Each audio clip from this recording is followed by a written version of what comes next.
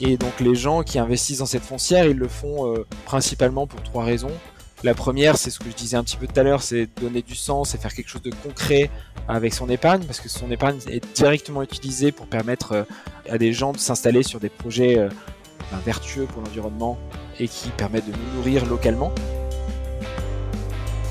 Il y a une initiative dont on parle pas beaucoup, qui s'appelle l'initiative 4 pour 1000, qui explique que si on stockait, donc 4 pour 1000 c'est 0,4% de plus de carbone dans les sols chaque année sur toutes les parcelles agricoles, on compenserait complètement le réchauffement climatique.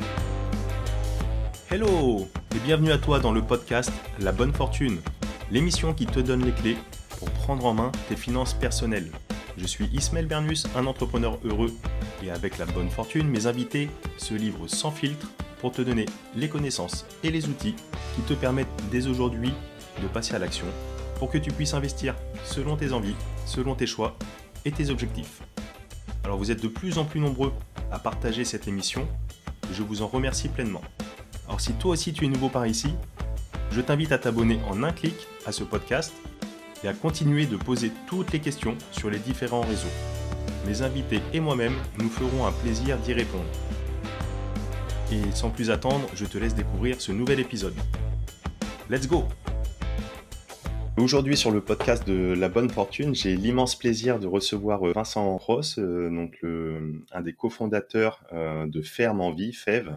Vincent, toi, si je dis pas de bêtises, tu es originaire du sud-ouest du Pays Basque. Aujourd'hui, tu es sur toujours la côte ouest, mais un petit peu plus au-dessus du côté de Bordeaux. Tu as un petit background plutôt du secteur de la finance et aujourd'hui donc tu as cofondé cette boîte FEV qui traite de l'installation, en tout cas qui favorise l'installation des nouveaux agriculteurs, tout ça dans un environnement avec une charte on va dire d'agroécologie d'une façon générale, tout ça pour donner un petit impact positif sur les sols, sur le maraîchage, l'élevage, etc. On y reviendra un peu plus en détail le pourquoi du comment. Mais avant, est-ce que en quelques mots, tu peux te présenter et certainement bien mieux que ce que je viens de décrire. Bonjour Ismaël, merci de me recevoir aujourd'hui. En effet, je suis originaire du Pays Basque. J'ai fait des études d'ingénieur, donc je suis ingénieur généraliste. Et suite à mes études, j'ai travaillé pendant quelques années dans la finance au sein de la Société Générale.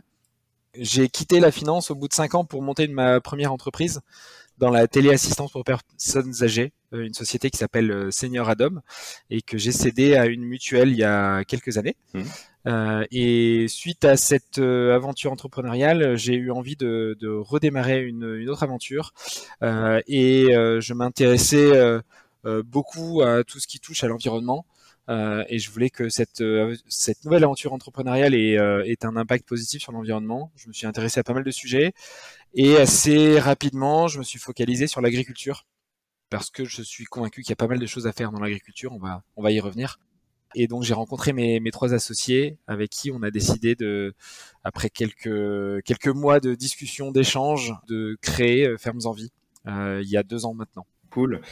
Du coup, oui, c'est une émission où, bien sûr, on va parler d'investissement, de finances. C'est un podcast autour de ces thèmes. Comment construire son épargne, son patrimoine, comment la faire évoluer, comment lui donner du sens également. Là, il y aura une belle partie aussi dessus. Mais on va énormément parler peut-être de climat, d'environnement, de sol, de maraîchage, etc. Et pourquoi, toi, tu as fait cette bascule dans ton parcours, on va dire, entrepreneurial, professionnel, vraiment dont tu l'as introduit, mais pourquoi, qu'est-ce qui t'est venu pour faire vraiment une bascule et te donner de l'impact pour avoir toi-même à ton niveau et faire participer d'autres personnes avec toi à avoir un impact positif sur l'environnement d'une façon générale? Ouais, alors j'ai une prise de conscience assez progressive il y a quelques années. J'ai lu des bouquins, en particulier un bouquin de Pablo Servigne qui s'appelle Comment tout peut s'effondrer, qui m'a fait prendre conscience des enjeux un peu systémiques et des problématiques écosystémiques, parce que jusqu'à présent j'avais un petit peu la vision de l'ingénieur, peut-être à me dire que il y avait des problèmes et qu'on allait qu'on allait forcément trouver des solutions, potentiellement des solutions avec la technologie, avec la technique.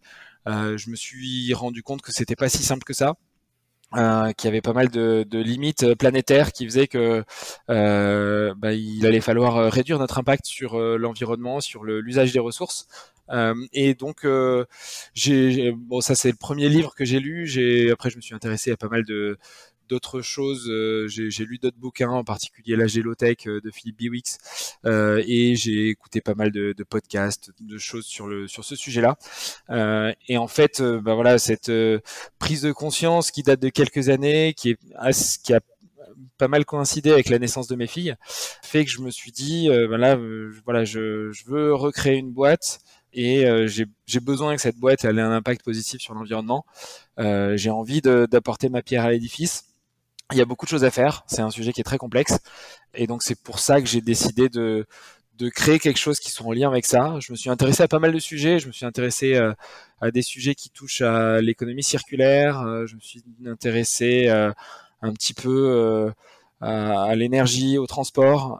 Et puis finalement, assez rapidement, je me suis intéressé à l'agriculture parce que l'agriculture, elle touche à la fois à des problématiques de stockage ou de déstockage du carbone qui a un impact direct sur le réchauffement climatique, ça a des impacts sur la perte de biodiversité, ça a des impacts sur la pollution des sols, la pollution des eaux, et puis ça a un impact social assez fort. Et donc je me suis dit qu'il y avait certainement des choses à faire dans l'agriculture, et c'est pour ça que j'ai commencé à m'y intéresser avec un œil assez neuf, puisque j'ai ni famille dans l'agriculture, ni expérience.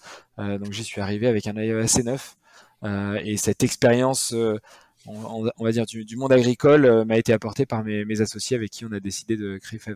Super, bon, on voit quand même aucune expérience, mais quand même où tu cites tes ressources, notamment les deux livres qui sont peut-être, notamment peut-être la Gélotech, je ne connais absolument pas, qui doivent être des ressources un peu plus techniques que ce que moi je peux, par exemple, lire comme bouquin sur le domaine, comme je t'expliquais juste avant, ou qui sont un peu plus de divertissement ou un peu plus sur le potager, allez, agroécologique, en permaculture, quelque chose un peu plus simplé. Toi, tu as quand même cette prise de conscience avec des ressources un peu plus techniques, un peu plus poussées malgré tout, quoi. Alors, c'est des ressources qui sont assez généralistes, hein, c'est-à-dire que la Gélotech, c'est pas un truc sur l'agriculture, mais c'était un bouquin qui m'avait beaucoup intéressé parce que c'est Philippe Biwix, c'est une personne que je trouve assez intéressante, qui s'est beaucoup intéressé à la disponibilité des ressources en métaux, des ressources naturelles. Et donc j'ai trouvé que son bouquin était très intéressant. Et après, en effet, je me suis aussi intéressé plus particulièrement à l'agriculture. Et là, j'ai lu aussi d'autres bouquins. Et je trouve que quand on commence à s'intéresser au sujet, il y a un bouquin que je trouve très intéressant sur l'agriculture qui s'appelle «L'histoire des agricultures du monde», de Marcel Mazoyer et Laurence Roudard, qui est un bouquin qui reprend un petit peu l'histoire de l'agriculture depuis le début de l'agriculture, il y a des milliers d'années. Et je trouve que c'est passionnant de voir comment les choses ont évolué et comment on en est arrivé à l'agriculture d'aujourd'hui. Voilà. Super intéressant. Bah écoute, tu m'as déjà spoilé mes questions que je pose d'habitude à la fin sur est-ce que tu as des ressources à recommander, etc. On inverse le champ, mais c'est super. J'ai noté ça de toute manière, comme d'habitude. Je mettrai les liens des références des différents bouquins, etc. cités dans les notes de l'épisode, hein, pour celles et ceux qui sont curieux, qui veulent en savoir plus. En tout cas, ouais, l'histoire des agricultures du monde, c'est peut-être quelque chose qui pourrait m'intéresser. C'est vrai qu'on est passé jadis de la cueillette, de la chasse de la cueillette à de l'agriculture, peut-être, allez, on plante un petit noyau quelque part, ça fait un arbre, on a des fruits, à aujourd'hui une agriculture vraiment peut-être intensive après-guerre, avec la mécanisation qui est arrivée, beaucoup d'intrants, beaucoup avec le pétrole, etc., que ce soit pour faire tourner soit les engins ou alors la chimie pour les engrais, les pesticides, etc. Mais est-ce que tu peux décrire un petit peu aujourd'hui la problématique peut-être justement de l'impact sur l'agriculture conventionnelle telle qu'on la connaît, la grande exploitation, les grands tracteurs dans le champ, on verse du glyphosate à la fin pour tuer tout ce qui peut pousser sur le sol, et puis après on remet des engrais pour faire booster les nouvelles plantes. Quels sont les impacts, en quoi c'est peut-être problématique, etc. Ouais. Il y en a, je pense, beaucoup d'entre nous, même si les auditeurs ont plutôt une appétence sur l'investissement, la finance, on y reviendra bien sûr, mais certains d'entre nous sont conscients de ces impacts, mais peut-être pas tout le monde. Et c'est quoi la problématique de ça et quelles sont les solutions derrière? Tu parlais de stockage de carbone. Ouais, alors il y a pas mal de problématiques et il y a des solutions. Après, enfin, faut garder en tête que le métier d'agriculteur, c'est un métier qui est super compliqué. Et donc les problématiques, en effet, après la guerre, la Seconde Guerre mondiale, a voulu euh, augmenter les rendements pour augmenter les rendements, on a mécanisé, on a agrandi les surfaces. Et on a commencé à utiliser beaucoup d'intrants. Donc, quand on parle d'intrants, c'est principalement des engrais, et puis toutes les choses en id, donc les fongicides, pesticides, etc., qui sont des produits chimiques en général qui permettent de tuer tout ce qui est mauvaises herbes ou ravageurs, insectes qui pourraient détruire les cultures. Et en fait, l'usage de ces pesticides a beaucoup augmenté avec le temps et avec l'agrandissement des surfaces. Parce que plus on a agrandi les surfaces, souvent en monoculture, euh, plus ces surfaces, elles sont à même d'être touchées par des ravageurs, des maladies. Et puis quand la maladie, elle commence à toucher quelques plantes, bah, si toutes les plantes d'à côté, c'est les mêmes, globalement, elles ont plus de chances d'être touchées par cette maladie et ces ravageurs. Et donc on a potentiellement plus besoin d'utiliser des pesticides pour traiter ces maladies. Et donc c'est une sorte de cercle non vertueux qui a fait que petit à petit les surfaces se sont agrandies, on a utilisé de plus en plus d'intrants, on a utilisé de plus en plus de pesticides, et puis on a beaucoup labouré. Aujourd'hui, il y a beaucoup de discussions autour du labour des sols. Le labour, c'est quelque chose qui permet assez facilement d'enfouir les mauvaises herbes, et qui permet également d'apporter un peu plus de fertilité au sol temporairement. Mais le labour, il génère d'autres problématiques, des problématiques d'érosion des sols. C'est-à-dire que quand on a labouré, les sols restent à nu, souvent, et s'il pleut, s'il y a du vent, il y a une partie du sol qui s'en va. Et le sol, ça met très longtemps à se recréer.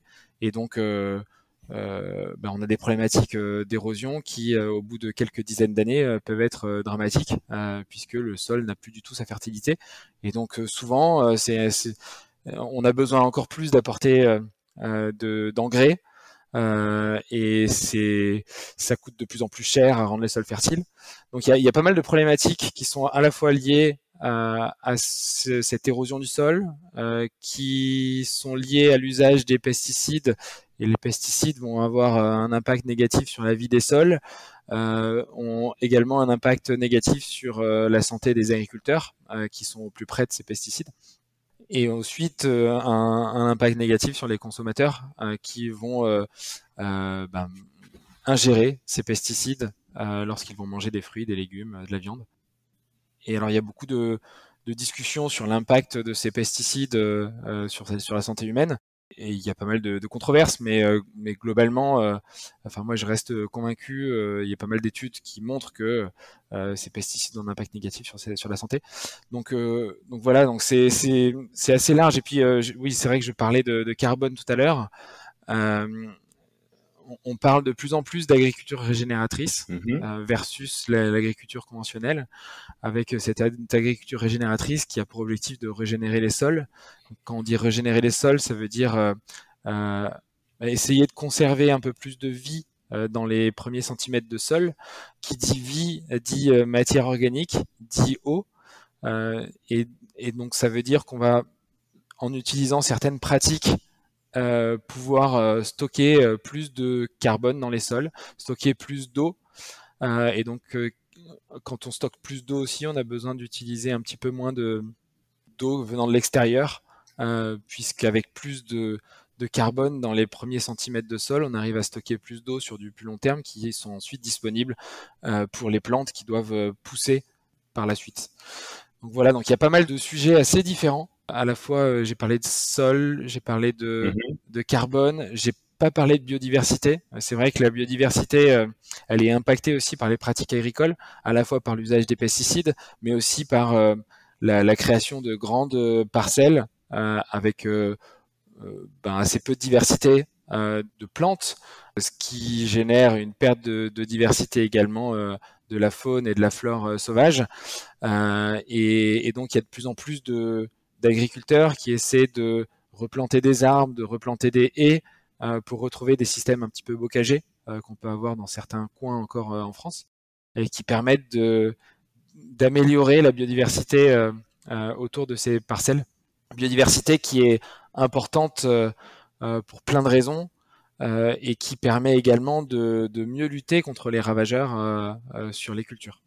D'accord, ouais, donc c'est vraiment l'idée de passer un système conventionnel qui, entre guillemets, pour vraiment synthétiser en 2 mots tout ce que tu viens d'expliquer magnifiquement, qui détruit la vie et qui s'enfonce dans un cercle, toi tu parles moins vertueux, mais moi je parlerais même de cercle vicieux, de sortir de ce modèle pour plutôt aller sur un modèle régénérateur des sols, de la vie, de la biodiversité, avec toujours pour l'agriculteur au milieu la problématique de comment je m'en sors pour moi manger à la fin du mois, d'avoir mon chèque et d'avoir mon salaire, Ouais. d'avoir ce rendement qui m'apporte un revenu, parce que l'équation, je pense que in fine, elle est là, donc c'est historique, il y a eu une évolution comme ça après-guerre, etc., etc., et c'est introduit, ça s'est fait relativement doucement ou plus ou moins vite, ça dépend de comment on se place, mais avec cette problématique pour l'agriculteur d'avoir un rendement et d'avoir de quoi manger à la fin de l'année. Et puis après, il y a aussi des études qui ont prouvé, qui ont montré les bienfaits d'un côté, les moins bienfaits de l'autre, chose qui n'était peut-être pas le cas après-guerre. Donc ça, c'est pour la partie compréhension. L'agriculteur ne le fait pas sciemment détruire son sol, sa matière première. On va pas détruire soi-même son outil, son entreprise, sa boîte volontairement. Donc ça peut s'expliquer. Mais voilà, aujourd'hui, vraiment la solution, c'est d'accompagner ces gens sur une agriculture plus vertueuse, tout en leur permettant de s'y retrouver également. Est-ce qu'il y a des modèles qui fonctionnent d'agriculture aujourd'hui sur sol vivant, régénérateur, avec des arbres, des haies, etc. On imagine un champ, on voit très bien le tracteur qui passe, qui fait son labour, ensuite qui sème avec les grands rails là derrière le tracteur, j'ai pas le nom, qui sème en grande quantité et qui vient récolter en grande quantité. Il a fait 3 passages en tracteur, ça lui a pris 3 heures. Je caricature volontairement, mais ça lui a pris 3 heures. Il a récolté 3 tonnes de blé. Aujourd'hui, comment faire pour récolter 3 tonnes de blé si je mets des arbres ici et là, des haies, des trucs pour passer? Est-ce que je vais devoir faire un travail à la main, de récolte à la main, etc. En termes de rendement, est-ce qu'il y a des modèles régénérateurs comme ça de tout ce que tu as pu évoquer qui sont économiquement viables? Oui, en fait, c'est compliqué parce qu'il faut beaucoup plus réfléchir à comment on fait les choses et réfléchir à beaucoup plus long terme. Mhm. Mais on voit de plus en plus d'agriculteurs qui développent des nouvelles techniques ou des nouveaux process et qui arrivent très bien à s'en sortir en produisant de manière plus vertueuse pour l'environnement, en utilisant moins de ressources. Donc, beaucoup de gens commencent à utiliser l'arbre en faisant de l'agroforesterie. Et donc là, pour permettre malgré tout de pouvoir passer avec des tracteurs, parce que malgré tout, cette mécanisation, elle est quand même utile en effet pour pour faciliter les récoltes, pour faciliter le fait de semer. Par exemple, en agroforesterie, souvent les arbres ils sont plantés en ligne, Mhm. ce qui permet de passer entre les arbres. On a de plus en plus d'agriculteurs qui développent des techniques avec des synergies entre différentes cultures qui vont faire un petit peu de culture végétale avec un petit peu d'élevage et utiliser l'élevage comme un auxiliaire pour les cultures. Typiquement, quand on veut produire en agriculture biologique et qu'on essaye de labourer de moins en moins et d'essayer de tendre vers la conservation des sols, une des bonnes solutions, c'est lorsqu'on a planté une culture intermédiaire, c'est-à-dire que c'est une culture qui va être plantée entre deux cultures, enfin entre un maïs et un blé ou je sais pas quoi. On va planter des cultures intermédiaires pour pas laisser les sols à nu. Et une bonne façon de nettoyer la culture entre les deux cultures principales, c'est de faire pâturer des animaux qui vont venir manger la culture intermédiaire. Et donc il y a de plus en plus de gens qui essaient de mixer, d'utiliser certains animaux pour faciliter le travail du sol, faciliter l'enchaînement des cultures. Et il y a à la fois des exemples sur des projets en maraîchage, des projets d'arboriculture, des projets de production de céréales qui fonctionnent très bien. Et souvent, ceux qui marchent bien, c'est ceux qui réfléchissent aussi bien à comment ils vont vendre leur production et comment ils la transforment. Dans les bons exemples, typiquement, c'est des gens enfin des exemples en tout cas, des gens qui arrivent à s'en sortir financièrement, c'est des gens qui vont transformer un peu leur production. Mm. Quand je parle de transformer, c'est typiquement quelqu'un qui fait du blé ou du sarrasin et qui va transformer ce blé ou ce sarrasin en farine euh, et qui peut même aller jusqu'à faire du pain.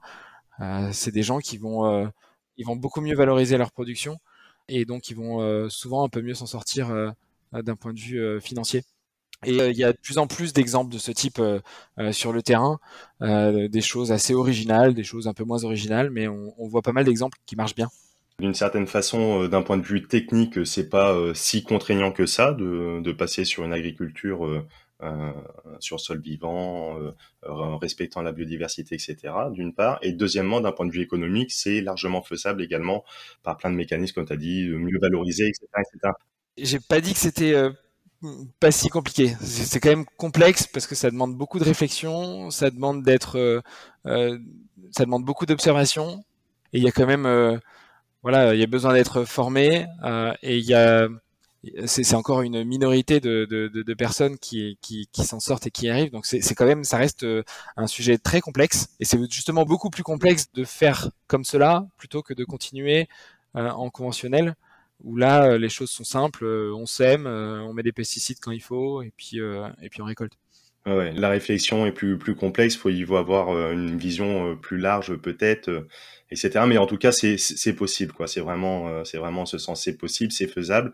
Il y a des exemples qui fonctionnent. Moi, je pense naturellement l'exemple de la ferme du Bec Élouin et la ferme de Sainte-Marthe, par exemple, pour citer deux types de fermes. Ouais, c'est des bons exemples qui sont assez connus, en effet, la Bec est loin. Mm. Et là, d'ailleurs, je vous invite aussi à regarder, il y a un documentaire qui est passé sur Arte avec plusieurs épisodes récemment, qui s'appelle Roots, je crois, Ouais. et qui est justement très intéressant, qui montre des exemples sur différents types d'agriculture plutôt positifs. Et je trouve que il est très bien fait. Ce reportage, pour l'avoir visionné également, on en a discuté le dernier coup et vraiment très très très bien fait. Mm. Reportage de 5 épisodes, si je dis pas de bêtises, de une demi-heure. Ouais. Vraiment ouais, très très bien fait, comme tu dis, avec des exemples différents, que ce soit sur du maraîchage, que ce soit sur de l'élevage, que ce soit même sur la viticulture, etc. Et c'est assez significatif de ce qui est possible de faire, des contraintes également qui sont associées. Mm. Et pour aller un petit peu plus loin sur tous ces domaines, ouais, c'est vraiment, vraiment très très bien fait. Roots, ouais, je mettrai également en note de l'émission. On va prendre aussi les exemples des fermes que vous accompagnez avec FEV. On va développer un petit peu FEV, etc. Et puis comme ça, tu pourras nous dire quel type de ferme vous avez accompagné, qu'est-ce qu'ils font, et pour continuer un peu sur ces sujets. Juste pour finir sur un peu la point de vue impact technique et pourquoi, tu parlais du stockage de carbone, tu parlais de biodiversité. Quelles sont aujourd'hui, si peut-être tu aurais peut-être des données chiffrées, peut-être s'appuyer sur le rapport du GIEC ou sur des données de l'INRA ou je ne sais pas, quels sont les impacts aujourd'hui si on continue un petit peu à faire comme avant et quel est l'objectif et qu'est-ce qu'on peut faire en termes de stockage de carbone, qu'est-ce qu'on peut faire, etc., pour le réchauffement climatique. Ouais. Est-ce que tu as des données là-dessus? L'impact de l'agriculture sur le réchauffement climatique, il est assez énorme. Alors je me rappelle plus, malheureusement, j'ai pas les chiffres en tête, mais je crois qu'on parle si je dis pas de bêtises, de 15 à 20% de l'impact. Il est essentiellement dû à l'usage des sols, à l'usage euh, d'intrants chimiques, à l'élevage, avec un impact qui est sur le CO2 et le CH4, le méthane. Mm. Et puis après tous les protoxydes d'azote qui sont liés aux engrais, qui sont des très forts gaz à effet de serre. Et aujourd'hui, moi, ce que je retiens, il y a une initiative dont on parle pas beaucoup, qui s'appelle l'initiative 4 pour 1000, qui explique que si on stockait, donc 4 pour 1000, c'est 0,4% de plus de carbone dans les sols chaque année sur toutes les parcelles agricoles, on compenserait complètement le réchauffement climatique. Et quand on pense à 0,4%, ça paraît quand même assez faible. Donc on se dit que il y a peut-être une bonne solution pour essayer de compenser le réchauffement climatique en essayant de stocker un petit peu plus de carbone dans les sols. Alors c'est pas toujours facile, il y a des endroits où il y a déjà beaucoup de carbone et donc on peut pas facilement remettre du carbone dans les sols. Mais ce qu'il faut avoir en tête, c'est que en gros, dans les premiers centimètres, on va dire les premiers 50 centimètres de sol, il y a beaucoup plus de carbone que dans toute l'atmosphère. Et donc, voilà, il y a un vrai gisement qui fait que si on s'en occupe mal, on déstocke du carbone dans les sols. Et si on s'en occupe bien, entre guillemets, on peut remettre de la matière organique et donc stocker beaucoup plus de beaucoup plus de carbone dans ces sols. Ok, donc 0,4%, ça suffirait a priori, d'après les données chiffrées, à arrêter le réchauffement climatique, juste avec ça. En tout cas, ça permettrait de compenser complètement les émissions de gaz à effet de serre Ouais. actuelles. De ce que produit l'agriculture ou toute notre activité humaine Toute l'activité humaine. Ouais. Ouais. Ok, Donc ouais. après, je dis pas que c'est facile et que c'est possible. Mhm. On peut s'en approcher. Mhm. Je pense que c'est compliqué d'y arriver, mais on peut s'en approcher. Mais en tout cas, c'est un ordre de grandeur que je trouve intéressant parce que c'est juste 0,4% de carbone en plus dans les sols. D'accord. Mhm. Et donc, ouais, vous pouvez chercher sur Internet, il y a une initiative qui s'appelle l'initiative 4 pour 1000 en lien avec ça. Super intéressant. Et à l'échelle de l'individu, j'ai une bêtise, mais on plante un arbre dans son jardin, on y participe. Ah oui, c'est sûr. On plante un arbre ou n'importe quoi en fait, parce que souvent on pense carbone égale arbre, mais même en plantant euh, d'autres types de plantes dans les sols, on stocke du carbone avec les racines, le système racinaire, toute la faune qui tourne, qui gravite autour de ce système racinaire. Euh, et on en parle souvent pas beaucoup, mais une prairie, par exemple, une prairie qui est permanente, stocke pas autant qu'une forêt, mais quasiment autant qu'une forêt dans les sols. D'accord. Ok. Donc ouais, l'idée, ouais, c'est n'importe quel type de sol, faut qu'il soit le plus végétalisé possible d'une façon générale. Ouais, exactement. Ok, d'accord. Est-ce que tu peux nous développer un petit peu Fèvre? On va voir un petit peu. Donc là, on a fait une belle introduction sur la biodiversité, sur l'agriculture, etc. Et donc, pourquoi Fèvre? Donc, tu me disais que tu l'as cofondé avec trois autres personnes. Est-ce que tu peux juste en deux mots décrire tes associés, quel est un peu plus leur parcours et Ouais. qu'est-ce que vous avez fait avec Fèvre et qu'est-ce qu'un investisseur pourrait voir faire et avoir et gagner à investir également à vos côtés? Ouais, mes trois associés sont donc il y en a deux qui sont ingénieurs agronomes de formation, qui sont aussi entrepreneurs comme moi, puisqu'ils ont monté une autre entreprise dans le passé, l'un déjà dans l'agriculture, l'autre plutôt dans l'informatique. Mhm. Donc ils s'étaient un peu éloignés du monde agricole pendant un certain temps. Et la quatrième, elle est fille d'agriculteur, s'est toujours intéressée à ce sujet.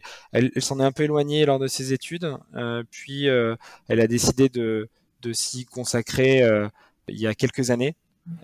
Et elle a eu une expérience dans une association en particulier qui promeut justement tout ce qui est agriculture de conservation des sols. Et donc, tous les quatre, on s'est retrouvés avec une ambition commune qui était d'accélérer la transition agroécologique.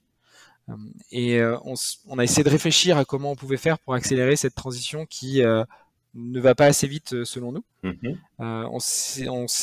Au départ, on s'est dit qu'est-ce qu'on peut faire? Est-ce qu'on peut essayer de faciliter le changement des pratiques des personnes qui sont en place? Et puis en s'intéressant un peu au secteur, on s'est rendu compte que la moitié des agriculteurs allaient partir à la retraite d'ici 10 ans. Et donc on s'est dit, plutôt que d'essayer de changer les pratiques des gens qui sont en place, on va essayer de travailler sur l'installation et sur comment favoriser des installations avec un côté un peu plus vertueux pour l'environnement. Et donc, quand on s'est intéressé à l'installation et quelles sont les problématiques à l'installation et qu'est-ce qui faisait qu'il n'y avait pas assez d'installations en agroécologie, on s'est rendu compte qu'il y avait un gros sujet sur l'accès au foncier et sur le financement du foncier pour permettre à des gens de s'installer. Et donc, c'est un peu de cette conclusion et de cette réflexion qu'on s'est dit, on va créer une structure, donc une foncière, qui va acheter du foncier Mhm. pour permettre à des jeunes de s'installer. L'idée, c'est que cette foncière, tout simplement, elle achète des fermes, puis ensuite, elle les loue à des personnes qui s'engagent sur une charte agroécologique. Et cette foncière, elle donne une option d'achat pour que ces personnes qui se sont installées puissent devenir à terme propriétaires de ces fermes s'ils le souhaitent et s'ils en ont la capacité financière. Et en parallèle de cette réflexion, on s'est dit, il y a de plus en plus de gens qui veulent donner du sens à leur épargne, qui veulent avoir un impact positif et concret avec leur épargne. Et donc, on a décidé que cette foncière, elle serait financée par de l'épargne citoyenne. Et donc, aujourd'hui, cette foncière, elle est ouverte à des citoyens à partir de 500 € d'investissement. Et donc, les gens qui investissent dans cette foncière, ils le font principalement pour 3 raisons. La première, c'est ce que je disais un petit peu tout à l'heure, c'est donner du sens et faire quelque chose de concret avec son épargne, parce que son épargne est directement utilisée pour permettre à des gens de s'installer sur des projets vertueux pour l'environnement et qui permettent de nous nourrir localement. La deuxième raison, c'est que l'investissement, il se fait dans quelque chose qui est... alors on n'a pas trop de droit de dire que c'est pas risqué, mais c'est globalement peu risqué parce que l'investissement, il est dans un actif tangible qui est du foncier agricole. Donc les gens investissent dans de la terre agricole et dans des bâtiments agricoles. Et quand on regarde l'évolution du prix dans le passé de cet actif, il est assez peu volatile, il a progressé assez régulièrement dans le temps. Et la dernière raison, c'est que quand on investit dans la foncière, on bénéficie d'une réduction d'impôt à hauteur de 25% du montant qui est investi, ce qui rend les choses financièrement plus attractives. Donc voilà un peu ce qu'on fait avec FEV. La foncière, elle existe depuis un peu plus d'1 an. On a collecté sur cette foncière 4 millions d'euros, un peu plus que de 4 millions. On en a utilisé un peu moins de 3 pour financer 5 premières fermes. Ok. Et là, on travaille, on a 5-6 projets qu'on aimerait pouvoir concrétiser d'ici la fin de l'année. Et donc, on cherche entre 4 et 5 millions d'ici fin d'année pour pouvoir concrétiser ces nouveaux projets. Tu as donné énormément d'éléments. En tout cas, tu as fait un tour d'horizon de ce que vous proposez avec FEV. Et déjà, félicitations pour ce travail, voilà, pour ce bébé qui a vu le jour il y a un petit peu plus d'1 an. Et aujourd'hui, on voit que c'est déjà sur une bonne rampe de lancement, que c'est déjà bien abouti. Et donc, déjà, félicitations à toi pour ça, parce que j'imagine que ça a demandé un petit peu de réflexion et un petit peu de travail et peut-être quelques nuits blanches. Ouais, quelques-unes. Et, du coup, donc ouais, pour résumer, les 3 missions de FEV, c'est d'une part de sélectionner des fermes, des projets agricoles qui sont en vente, d'en faire l'acquisition. Deuxièmement, de trouver des agriculteurs qui veulent s'installer en respectant cette charte agroécologique. Et donc les faciliter à l'installation dans un premier temps par une location avec une option d'achat, si par le temps ils le peuvent, etc. Et troisièmement, c'est de faire de la collecte citoyenne, donc permettre aux particuliers, tout à chacun ou éventuellement des entreprises, on y reviendra, mais de pouvoir financer, participer et donner du sens d'une façon générale à leur épargne. C'est les 3 missions de FEV. Ouais, exactement. Avec cette utilité sociale de permettre donc à des gens d'avoir du boulot, de s'installer dans des bonnes conditions, etc., etc. J'imagine que vous les accompagnez peut-être, ou comment se fait entre guillemets le recrutement des personnes qui veulent s'installer si demain n'importe qui voit de la lumière, mais est en capacité de payer le loyer, a envie et vient, mais comment vous faites les filtres? C'est pas juste je signe la charte, mais derrière je vais balancer 3 tonnes de glyphosate et mettre. Ouais, alors, il y a plusieurs choses. La première chose, c'est qu'en effet, on essaye d'identifier des porteurs de projets qui ont un projet viable sur le papier. Donc on a des équipes avec nous en interne, des ingénieurs agronomes, des gens qui connaissent un petit peu le métier et qui vont juger de la pertinence des projets qui nous sont proposés. Ensuite, on se met d'accord un petit peu sur le projet qui va être réalisé par la personne. Ça nous arrive de challenger, de lui demander d'aller un peu plus loin d'essayer d'aller un peu plus loin sur un sujet ou un autre. Et quand on est convaincu par à la fois la viabilité du projet, que le projet il est conforme sur le papier à la charte agroécologique, ensuite on procède à l'acquisition de la ferme qui est envisagée. Là aussi, notre rôle, c'est à la fois de vérifier que le prix de la ferme il est correct, qu'on l'achète à un prix de marché, de vérifier que la ferme, elle peut être réutilisée pour un autre projet, c'est-à-dire qu'on n'a pas un projet trop original, parce que si le projet se plante, bah, il va falloir qu'on trouve quelqu'un d'autre pour développer un projet sur la même ferme. Donc on fait en sorte d'acquérir des fermes qui peuvent accueillir différents projets si le premier ne réussit pas. Mhm. Et ensuite, on passe un petit peu de temps avec ces porteurs de projets pour les accompagner et faire en sorte qu'ils aient plus de chances de réussite. Alors on les accompagne pas sur les aspects techniques. En général, on leur demande de se faire accompagner par un tiers sur les aspects techniques, un tiers de leur choix. Parce que c'est toujours bien d'avoir un œil extérieur sur ces aspects-là. Et nous, on essaie de les accompagner sur tous les à côté. Donc sur comment mieux commercialiser, comment éventuellement mettre en place un outil pour transformer la production et mieux la valoriser, comment valoriser les externalités positives. Donc, quand je parle d'externalités positives, c'est typiquement, on parlait de carbone tout à l'heure, si on stocke un peu plus de carbone dans les sols, il y a un moyen aujourd'hui qui s'appelle le label bas carbone, qui permet à des entreprises de compenser le carbone qu'elles émettent de manière volontaire, et elles peuvent le compenser en achetant des crédits auprès d'agriculteurs qui vont, eux, stocker du carbone dans leur sol. Et donc voilà, donc on essaye d'accompagner les agriculteurs sur ces différents aspects, de façon à ce qu'ils s'en sortent mieux et qu'ils arrivent à développer leur projet. Et la dernière chose, c'est que nous, on est aussi garant vis-à-vis des investisseurs que ces agriculteurs, une fois qu'ils ont démarré leur projet, ils suivent bien la charte agroécologique qu'on a définie au début. Et donc, on s'occupe d'aller vérifier que cette charte, elle est bien suivie. Et donc, on se déplace régulièrement sur site pour pouvoir effectuer les vérifications. Et ce qu'il faut savoir, c'est que la charte qui a été signée par les agriculteurs, les principaux éléments se retrouvent dans les baux qu'on signe avec eux.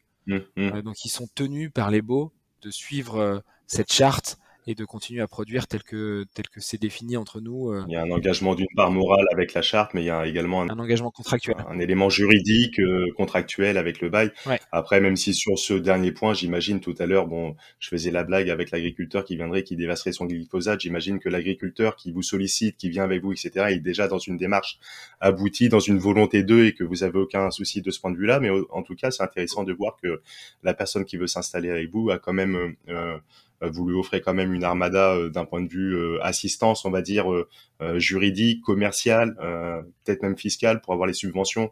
Tu parlais des éventuelles subventions avec le stockage du carbone, etc. Enfin, j'imagine que tout le monde n'a pas forcément connaissance de tous les mécanismes dont ils ont le droit à avoir, peut-être des subventions de la PAC également. Et c'est vrai que déjà d'être agriculteur, c'est d'être chef d'entreprise avec de l'administratif classique, une comptabilité classique, mais en plus c'est un petit peu particulier, technique. Enfin bref, et donc le fait d'avoir cette assistance avec vous, qui avez un œil, des jeunes expertises, ça permet de faciliter, d'accompagner, d'aller plus vite et de rassurer également. Et ça c'est bien. Ouais. Exactement. Ouais. Tu peux nous parler des quelques projets là, donc des 5 projets que vous avez déjà montés, accompagnés Ouais, avec plaisir. Donc les 5 projets, ils se situent dans le Grand Sud-Ouest, parce que donc on est basé à Bordeaux, donc on a commencé notre activité plutôt dans le Grand Sud-Ouest. Donc les 5 projets, ils sont en Nouvelle-Aquitaine et en Occitanie. On commence à regarder les projets qui sortent de ces régions-là, mais pour l'instant, les 5 premiers sont là. Donc on a des projets qui sont assez diversifiés. La première ferme qu'on a financée, c'est une ferme qui est dans les Deux-Sèvres. C'est une ferme d'une 50aine d'hectares qui est majoritairement sur de l'élevage aujourd'hui. Donc c'est de l'élevage sur des prairies, quasiment que sur des prairies permanentes, parce que c'est des terres qui sont pas des très très bonnes terres, et donc qui peuvent pas être très bien valorisées autrement que par de l'élevage.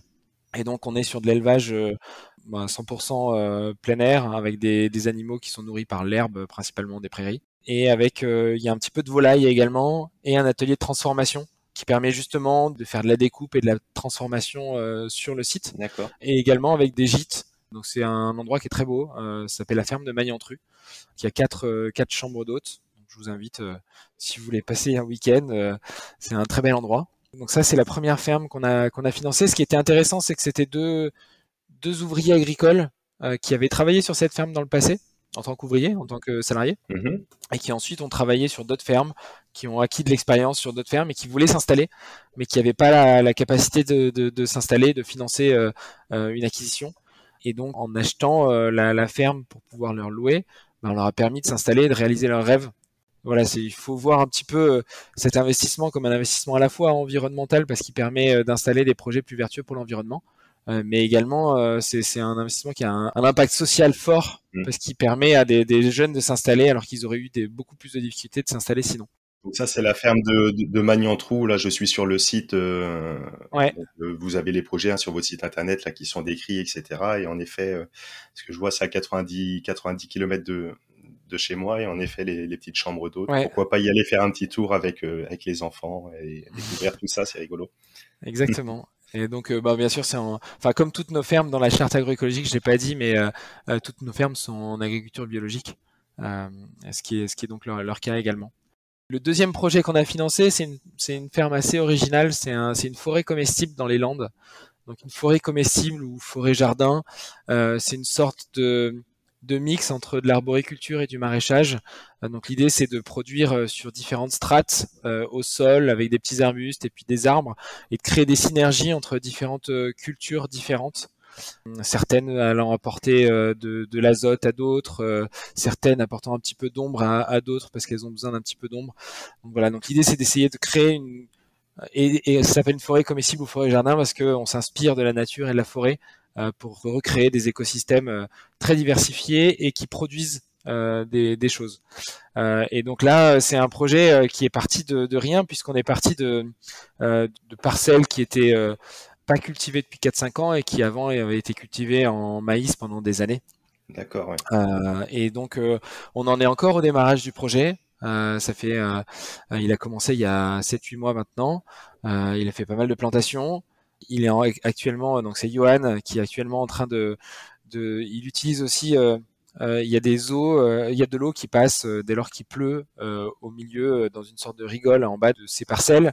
Et l'idée, c'est d'essayer de récupérer ces eaux pour faire des bassins de rétention d'eau et donc de recréer des zones humides au milieu de sa ferme. Donc c'est un projet qui est très ambitieux, qui est hyper intéressant, qui est très compliqué pour le coup d'un point de vue technique et qui va mettre du temps à se mettre en place. Et donc là, il en est encore un petit peu au démarrage. Ils sont deux sur le projet aussi. Ok, ouais. Et donc voilà, donc ça c'est notre deuxième projet. Après, je sais pas si on va tous les décrire, Non, mais mais voilà, ça c'est les deux premiers. On en a trois autres qui sont assez différents aussi, qui sont sur des parcelles un peu plus grosses, avec souvent, comme je le disais tout à l'heure, un mix entre des cultures végétales et un petit peu d'animal, avec toujours l'idée, l'objectif d'essayer de trouver une synergie entre ces cultures animales et cultures végétales, parce qu'on est convaincu que c'est un modèle qui est très intéressant mm, pour essayer d'avoir un petit peu plus de résilience et qui permet aux agriculteurs de s'en sortir également d'un point de vue financier. ouais, bien sûr. Et puis tu parles voilà de résilience et puis de mixer les pratiques. Ça me paraît du bon sens tellement aujourd'hui logique. Quelqu'un qui fait que de la monoculture de maïs, il y a une catastrophe, il se prend la graine ou une gelée, quelque chose, il perd 100% de sa récolte. Le mec qui fait du maïs, de l'élevage, du bovin, du truc, il a sa grippe aviaire sur ses poulets, mais il a encore ses cochons, il a encore son maïs, il a encore son verger, j'en sais rien, et puis la transformation. Ouais, Et donc il y a un impact lors de phénomènes particuliers, un impact beaucoup plus minime qui peut être en capacité d'absorber. exactement. Ouais. Ouais, ouais. La diversité, c'est comme pour notre épargne, c'est comme pour, pour beaucoup de choses. Exactement. Ouais, la diversification, c'est très important pour plein de sujets. Je suis Ouais. d'accord avec toi. Mais tu prends l'exemple des forêts, mais c'est clairement ça, hein. Dans une forêt, on voit bien ce côté multi-étagé, multi-végétaux, de la faune, de la flore, etc. Et qui est là depuis des centaines d'années, qui n'a pas attendu l'intervention de l'homme pour s'y implanter, et qui est beaucoup plus résiliente, beaucoup plus résistante que d'autres systèmes à nu ou monoculture, etc. Ces agriculteurs doivent être heureux aujourd'hui, doivent être à fond, doivent être contents. Ouais, bah ils sont contents d'avoir pu s'installer en général. Après, je t'avoue que cet été a été pas facile pour certains d'entre eux qui ont Mhm. quand même été touchés par la sécheresse. Mhm. Donc l'été a été compliqué, mais mais la plupart sont en effet contents de s'être installés. Enfin, ils sont tous contents de s'être installés et d'avoir pu démarrer leur activité récemment. Ok, ouais, et donc on peut aller les voir. Tu parlais donc de la ferme là du côté de Niort, à côté avec les chambres d'hôtes, etc. J'imagine qu'ils sont disponibles. Certains vendent sur place, font le commerce directement sur Ouais. place. Ouais, c'est ça, la plupart vendent en direct. Après, certains viennent de s'installer, parce que je t'ai dit qu'on a financé 5 fermes depuis le début, mais il y en a certaines qu'on a financé, l'installation des dernières date de cet été. Ouais, Donc ouais, ouais, qui sont en cours eux, pour d'installation. l'instant, ils sont encore en cours d'installation, ils ont encore pas vraiment de production à vendre, mais ça va venir dans pas longtemps, et la plupart essayent de vendre en circuit court, en effet. Bon, certains, comme la ferme de Magnantru, il y a un petit peu d'agritourisme. Chez les autres, pour l'instant, il n'y en a pas. Mmh. Mais enfin, ils sont toujours contents de voir des gens et de pouvoir échanger et partager de ce qu'ils font, parce que c'est souvent des gens qui sont des passionnés en fait. Ouais, bien sûr, ouais. Ils aiment bien parler de leur passion. Ouais, bien sûr, bien sûr, bien sûr. Donc ça, ouais, pour le côté agriculteurs qui veulent se mettre en place. Et maintenant, pour l'investisseur, quelqu'un qui voudrait participer un petit peu à tout ça. Alors tu l'as décrit un petit peu tout à l'heure, disponible à partir de 500 euros, donner du sens à son épargne, donner du sens, éviter de laisser dormir. On en parlait dans l'épisode 40, dans l'épisode 17 avec Laure Verhaeghe de l'Endosphère. À donner les chiffres, l'épargne qui dort en banque représente plus d'émissions de carbone que, je crois, tout le transport, enfin, c'est des chiffres astronomiques. Et d'une part, d'investir dans des projets là, ça sort un petit peu l'épargne qu'on aurait sur un livret A ou les banques. Bon, le livret A, c'est peut-être le mauvais exemple parce ils vont faire dans l'habitation, etc. Mais de sortir cette épargne qui est utilisée sur des énergies peut-être fossiles, etc. Et d'une part, donc on limite en le retirant de là-dessus, et en plus on peut l'investir et donner du sens et avoir un impact positif. Est-ce que tu peux décrire un petit peu le process, comment ça fonctionne, le circuit de la personne qui investit? Vous avez récolté 4 millions d'euros, c'est quoi aujourd'hui le ticket moyen que vous avez peut-être des personnes qui investissent, etc. Est-ce que tu peux décrire un petit peu tout ça un peu plus en profondeur, Vincent, s'il te plaît? Ouais. Alors aujourd'hui, on a en effet collecté 4 millions d'euros avec à peu près 300 personnes.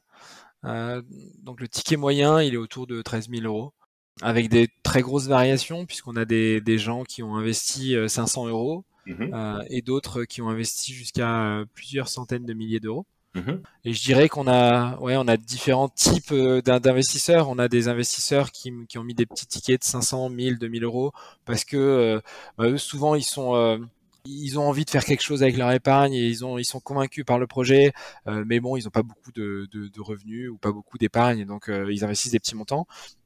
On a beaucoup de gens on va dire la tranche moyenne qui ont investi entre 5000 et 40 000 euros. Et eux, c'est souvent des gens qui ont un peu plus de patrimoine, qui essaient également d'optimiser un petit peu leurs impôts en bénéficiant de la réduction d'impôts dont je parlais tout à l'heure, 25% du montant qui est investi, et qui en même temps sont contents de faire quelque chose qui soit positif pour l'environnement et socialement. Et ensuite, on a la tranche où les gens qui ont investi beaucoup plus, donc 100 000 ou 200 000 euros. Ça, c'est des gens qui ont beaucoup de patrimoine, qui cherchent pas forcément de revenus importants sur leur patrimoine. Et d'ailleurs, la réduction d'impôt, ils en bénéficient pas vraiment parce que ils sont au-dessus de tous les plafonds. mhm. Et eux, ils le font vraiment parce qu'ils ont envie de donner du sens à leur épargne. Et en faisant ça, ils le font, voilà, sans prendre, en sachant qu'ils vont récupérer leur mise. Et en sachant que les sommes qu'ils ont versées auront été utilisées de manière positive pendant un Bon. certain temps. Ouais, ouais, auront un plus grand impact forcément. Et donc pour souscrire, vous avez FEV, donc c'est une SCA, une société en commandite par action. L'investisseur, il m'a indiqué donc à partir de 500, 1000, 2000, 10 000, 100 000 euros.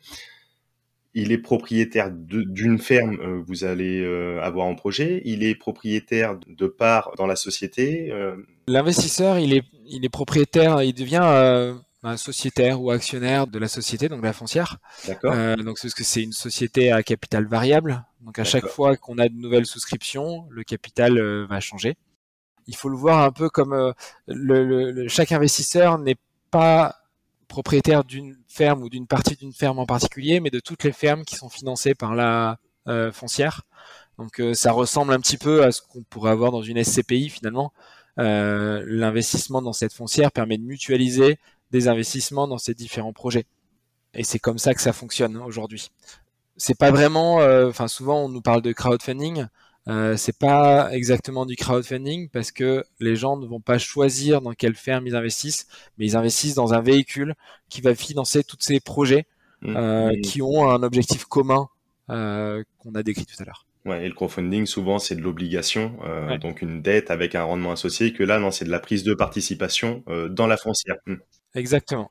Et donc cette prise de participation derrière, là tout de suite, moi j'y vois un avantage, comme tu disais, c'est la diversification. On n'est pas engagé sur un seul projet, on participe avec la mutualisation de tous les projets. Là aujourd'hui, tu as 5, demain 10, 15, 20, 30, 100, 200 projets. Il y en a un qui se casse la goule malheureusement, bah, c'est tout. Ça représente, si tu as 100 projets, ça représente 1% les jeux. Ouais, Donc il y a une certaine c'est forme de sécurité, d'une part. Il y a de la prise de participation, donc on est réellement propriétaire hein, d'une partie de l'action de la société. Euh, Qu'est-ce que l'investisseur a en retour? Est-ce qu'il y a un revenu comme du locatif? Est-ce que vous ouais, reversez une part? Comment on s'y retrouve derrière? ouais. Alors la détention de parts ne donne pas droit au paiement de dividendes. C'est-à-dire que donc la foncière, elle va louer les fermes à des agriculteurs. Ces D'accord. agriculteurs donc, payent des loyers. Ils ont aussi la possibilité d'acheter, donc ils pourraient racheter la ferme au bout d'un certain temps, et donc ça, c'est des revenus qui vont être touchés par la foncière. Et l'objectif, c'est que la foncière, elle réutilise tous ses loyers et tout ce qu'elle touche pour pouvoir financer d'autres projets. Et donc, c'est pour ça on va pas payer de dividendes, mais la part de la foncière va être réévaluée chaque année grâce à justement ces loyers qui sont payés et grâce à l'évolution éventuelle du prix du foncier. Et donc, nous, ce qu'on a comme objectif, c'est que cette part de la foncière, elle soit réévaluée d'à peu près 2% par an grâce à ces différents éléments. Et donc, c'est ça qu'on ambitionne et qu'on vise sur l'évolution du prix de la foncière. Et cette réévaluation de la part, elle vient en plus de la réduction d'impôt dont je parlais tout à l'heure, qui est touchée au moment de l'investissement. C'est-à-dire que si vous investissez en 2022, vous touchez 25% de réduction d'impôt sur les impôts de 2022. D'accord. Euh, Ouais. On reviendra sur le système fiscal, mais ouais, juste là, donc on a bien compris. Donc vous faites le choix de pas distribuer de dividendes pour pouvoir faire l'acquisition plus rapidement pour développer la boîte, un peu à l'image si on fait la transposition avec le marché boursier. Il y a des entreprises technologiques, typiquement beaucoup chez les GAFA, qui font ce choix de pas donner de dividendes ou vraiment en minime, très très peu, voire zéro nul, pour réinvestir. Et là, c'est le prix de l'action qui augmente. Ou alors, à l'inverse, il y a des actions dites à dividendes qui donnent beaucoup de dividendes, mais le prix de l'action lui stagne et c'est le revenu, c'est le dividende. Donc c'est vraiment des choix différents. Donc vous, le but, et ça se comprend amplement, hein, c'est de favoriser l'enracinement de ces agriculteurs, etc. Donc vous avez besoin de réinvestir pour faire l'acquisition de fermes, tout ça. Euh, Tu parles de l'objectif d'une réévaluation, c'est votre objectif de 2% de l'action. Qu'est-ce qui vient jouer sur parce qu'on est sur un marché aujourd'hui donc non coté, qu'est-ce qui vient jouer sur la réévaluation des parts? Quels critères sont à prendre en compte? Parce qu'aujourd'hui, vous avez levé 4 millions, vous avez 4 projets qui tournent, etc., avec X de loyers ou de fermage hein, dans votre cas là. Si demain, vous avez 8 millions et 8 projets, 8 fermes, le prix de la part, elle n'aura pas fait x2 parce qu'il y aura eu des souscriptions, capital variable, donc ça sera équivalent. Qu'est-ce qui vient nourrir ces 2%? Comment ça fonctionne? ouais, il y a deux choses qui viennent nourrir ces 2%. Enfin, cet objectif hein, de 2%, hein, on dit hein, Ouais, encore une ouais. fois. Il y a deux choses en fait qui permettent à la part de se réévaluer. La première, c'est les loyers qui sont payés par les agriculteurs. Donc les loyers, il faut considérer donc les loyers sur des baux ruraux. Donc c'est les baux qu'on signe avec des agriculteurs. Mhm. Ils sont fixés par des arrêtés départementaux. Donc on peut pas faire n'importe quoi. Ce qui est bien aussi parce que ça permet de protéger les agriculteurs. Mais ces loyers, ils sont relativement faibles.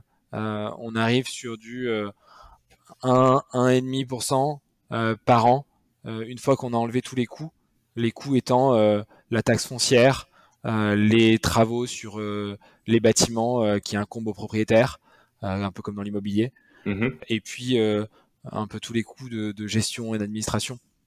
Et donc voilà, donc ça c'est la première partie. Et la deuxième partie, c'est la réévaluation du prix du foncier. Donc un peu comme dans l'immobilier, le prix du foncier évolue avec le temps. Mhm. Quand on regarde sur les 15-20 dernières années, la moyenne de l'évolution du prix des terres en France, ça a été entre plus 3 et plus 5% selon les types de terres par an.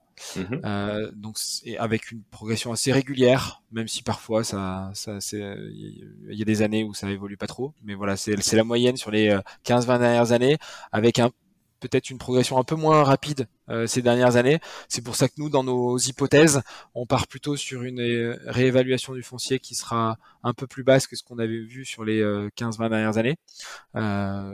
Mais voilà, et donc cette évolution du prix de la terre aura un impact sur le prix de la part directement, un impact positif ou négatif, parce que si la terre perd de la valeur, ça peut également sur le papier faire perdre de la valeur à la part.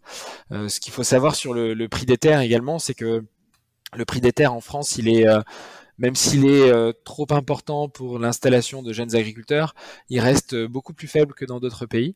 Le D'accord. prix de la terre en France, en moyenne, c'est 6 000 euros de l'hectare.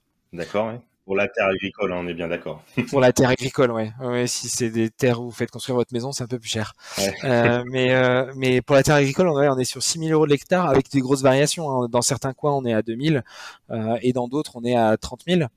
Donc il y a quand même des grosses variations selon les endroits. Comme l'immobilier, hein, qu'on soit Paris-Centre ou alors au fin fond de la Creuse, on va pas avoir les mêmes prix au mètre carré pour Ouais, c'est l'immobilier. ça. Mm, Mais, mm. euh, mais, mais je trouve que la différence est encore plus grosse parce entre 2000 et 30 000, Ouais, ouais, on ouais. a vraiment une échelle de 1 à 15, ce qui est quand même très très gros. Mhm, Euh, mhm.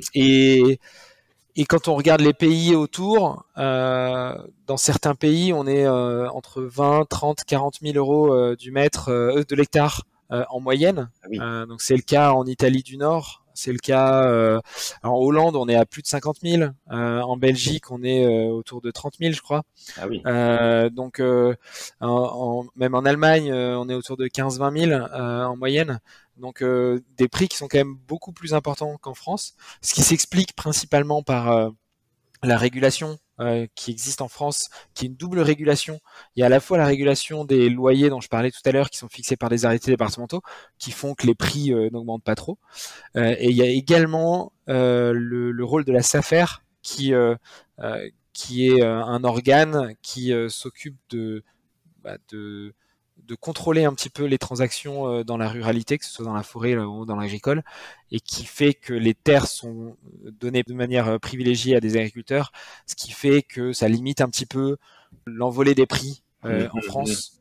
Malgré tout, il y a quand même pas mal de gens qui anticipent, malgré cette régulation, que les prix continuent à augmenter assez sensiblement dans les prochaines années. Ouais, ouais, ouais. Et puis il y a la terre agricole, mais il y a également le bâti. Là, je vois sur l'exemple de votre ferme dans les Deux-Sèvres, où tu dis que la personne a installé des chambres d'hôtes, etc. Il y a aussi une partie habitation dessus qui est déclarée en tant que telle aujourd'hui, hein, même sans penser une éventuelle transformation de destination. Il y a l'habitation qui, là, dans ce cas, j'imagine, a été bien revalorisée en ayant mis des chambres d'hôtes, en ayant retapé, redonné vie. Donc, le bien en tant que tel a été valorisé. Et même sur vos projets, j'imagine que la ferme qui a été achetée X au prix du marché aujourd'hui, si demain il y a un beau projet qui est implanté dessus, avec un bon commerce qui est viable, le tout de façon vertueuse, etc., agroécologique, avec une diversité, une résilience, tout ça, ça valorise, j'imagine, l'exploitation d'une façon générale également, quoi. Ouais, complètement. Ouais, Mm. c'est vrai. C'est ce qu'on essaye de faire. Alors, on achète quand on achète une ferme, on achète à la fois des terres et du bâti. Alors, pas toujours. Parfois, les porteurs de projets souhaitent acheter leur maison, et donc on achète soit que les bâtiments agricoles, soit que les terres. Mhm, mhm. Enfin, quand je dis que les bâtiments agricoles et les terres, ou Oui. que des terres. Et de temps en temps, on achète aussi la maison. Et on essaye en effet de valoriser au mieux ces bâtiments. Donc là, par exemple, pour faire des gîtes, par exemple pour développer d'autres activités agricoles et des ateliers de transformation. Alors là, l'atelier de transformation, il existait déjà dans ce projet, Oui. mais sur d'autres projets, on est en train de regarder pour installer un atelier de transformation parce que c'est quelqu'un qui produit du lait et l'objectif ce serait de faire la transformation fromagère ou en yaourt directement sur le site. Et ce qu'on fait également pour essayer de mieux valoriser ces bâtiments, c'est qu'on essaye de regarder tout ce qu'on pourrait faire par ailleurs. Par exemple, on est en train de regarder sur certains bâtiments d'installer des panneaux solaires pour produire de l'énergie photovoltaïque et donc améliorer le revenu des propriétaires, mais également améliorer le revenu Les exploitants, ouais. des agriculteurs. L'idée étant d'un peu de partager ces revenus supplémentaires entre les deux parties, et ce qui valorise aussi mieux le bâti dans ces endroits-là. Ok, ouais, super intéressant, mais vraiment pour faire la transposition avec l'immobilier classique locatif, on achète un taudis, un appartement qui est délabré, on le retape, on le redonne une nouvelle vie.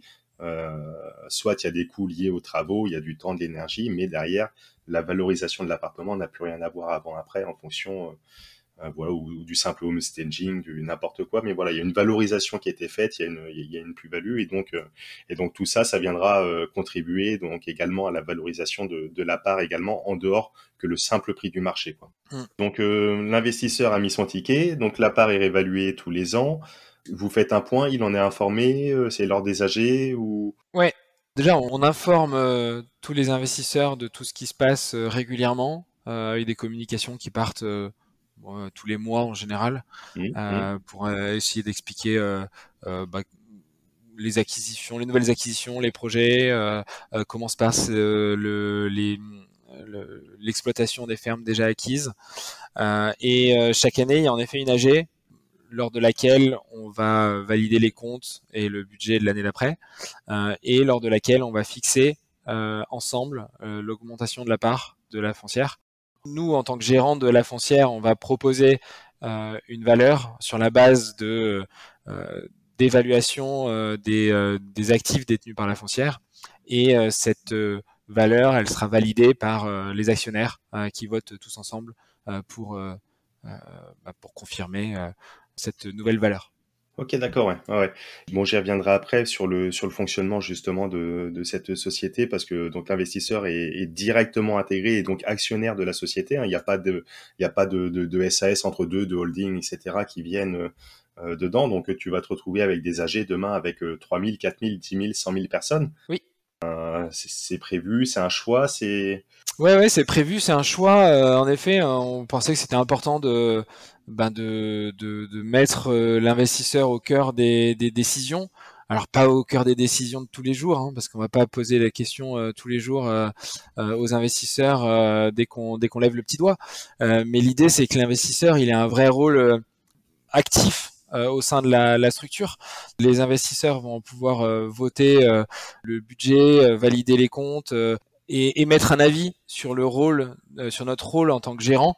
Et d'ailleurs, les investisseurs sont représentés pour cela par un comité de surveillance qui regarde plus précisément ce qu'on fait au quotidien, qui est indépendant, qui est choisi par ces investisseurs et qui émet un avis chaque année avant l'AG sur ce qu'on a fait, et qui va pouvoir permettre de faciliter le vote en AG des différents investisseurs qui ont, eux, pas forcément le temps de regarder tout ce qu'on fait au quotidien et de lire tous les documents qu'on envoie. Ouais, bien sûr, ouais. Parce que ce qu'on a décidé aussi, on pense que c'est hyper important, c'est d'être le plus transparent possible.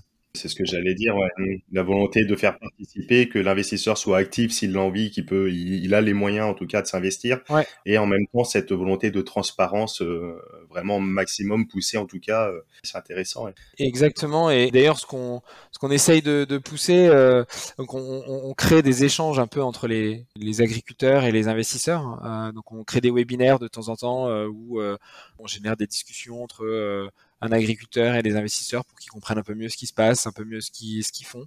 On organise des visites. Là, on organise prochainement le 24 septembre une visite sur la ferme de Magnantru. Et ce qu'on essaye de faire là aussi, on va lancer un appel à tous les investisseurs justement pour leur demander s'ils ont envie d'aider d'une autre manière que d'une manière financière les agriculteurs, parce que les agriculteurs, c'est des chefs d'entreprise qui ont des besoins financiers, mais qui ont des besoins de toutes sortes, que ce soit des besoins juridiques, marketing, commerciaux, techniques, comptables.